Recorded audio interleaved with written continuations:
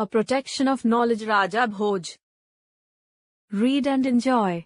Let's read the story about the stretch of wisdom and education among the people during the reign Raja Bhoj. Among many rulers who showed great regard for poets and scholars, the name of Raja Bhoj comes at the top. He himself was a poet and scholar, so he regarded and honored them with open heart. Raja Bhoj ruled over Malwa with his capital located in a town named Dhara. He was born in Kshatriya clan called Farmer. It is said that after Vikramaditya there has been no ruler whose charities and greatness are so well known as those of Raja Bhoj. After attending to his daily routine, he used to go to the court at particular time and distributed gifts to the needy.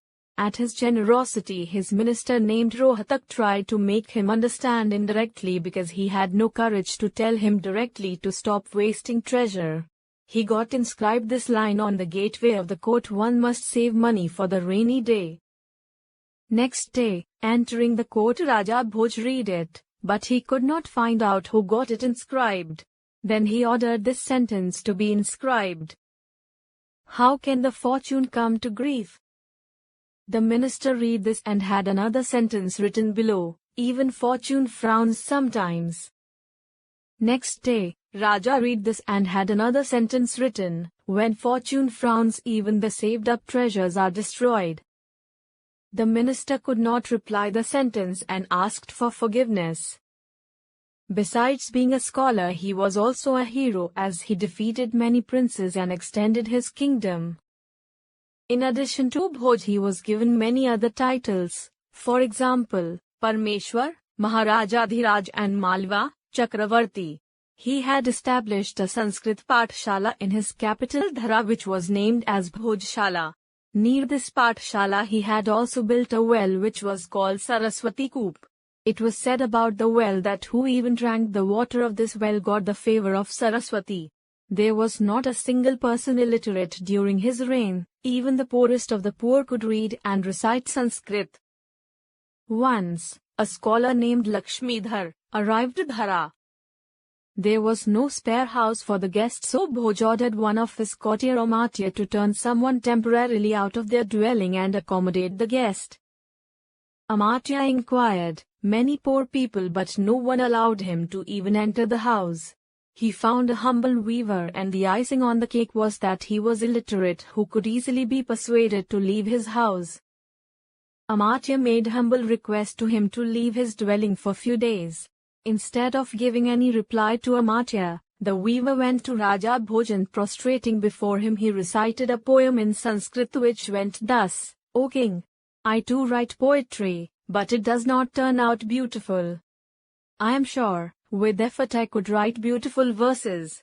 O emperor, whose sandals are adorned with the jewels from the crown of vanquished kings, let one have your instruction. Must I write poetry, weave cloth, or leave my home and your kingdom?" To see the literary prowess of a weaver, Raja Bhoj as well as his courtiers were stunned. Raja Bhoj rewarded the weaver with lots of gold and ordered Amartya to make some other arrangements for the guest. This story proves that at the time of Raja Bhoj the common people of his reign were well able to safeguard their rights. One day Raja Bhoj was walking in the countryside with a scholar, deeply immersed in their literary and philosophical discussion. This caused them to lose their way. They saw an old woman working in a field and stopped there to ask her the way to Dhara. Raja Bhoj said, "Where does this road go?"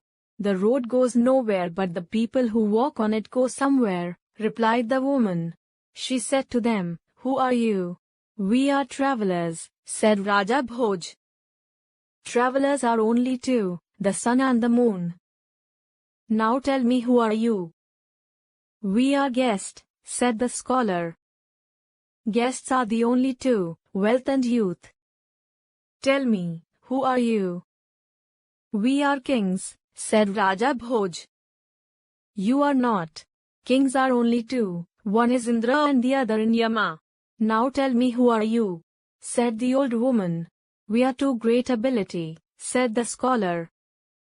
"Two great ability are the earth and mother. Now Raja Bhoj and scholar were astonished at the wisdom of the old woman. The scholar collected courage and said, "We are poor. There are only two poor creatures, a tree born for being chopped and the other is an orphan forced to work. Now tell me, who are you?" At last Raja Bhoj told her the truth. "I am Bhoj and he is my friend. We have lost our way to Dhara. You have defeated us by your wisdom." The old woman said, "I know from the beginning that you are King Bhoj and he is your guest. That is the way back to Dhara." Raja Bhoj was very happy with the lady and gave her lots of gifts. Once the poet Shekhar tried a lot to enter the court and impress Raja by his poetry. But due to the conspiracy by his courtiers he could not. One day, Raja Bhoj was passing through that part of the city where Shekhar was collecting grain scattered over the earth.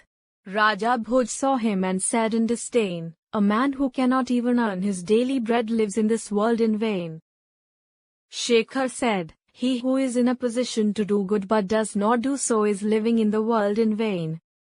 Raja got angry and said, "O Mother Earth, do not give birth to a beggar." Shekhar said, "O Mother Earth, do not allow on yourself those who do not pay any heed to the appeals of the needy." Raja asked him who he was. Shekhar said, "I am a poet. Your courtiers did not allow me to meet you." Raja satisfied Shekhar with lots of money. A nation's strength. What makes a nation's pillars high and its foundations strong? What makes it mighty to defy the foes that round it throng? It is not gold, its kingdom's grand go down in battle shock. Its shafts are laid on sinking sand, not on abiding rock. Is it the sword? Ask the red dust of empires passed away. The blood has turned their stones to rust, their glory to decay. And is it pride? Ah, that bright crown has seemed to nations sweet, but God has struck its luster down in ashes at his feet. Not gold, but only men can make a people great and strong. Men who, for truth and honor's sake, stand fast and suffer long. Brave men who work while others sleep, who dare while others fly. They build a nation's pillars deep and lift them to the sky.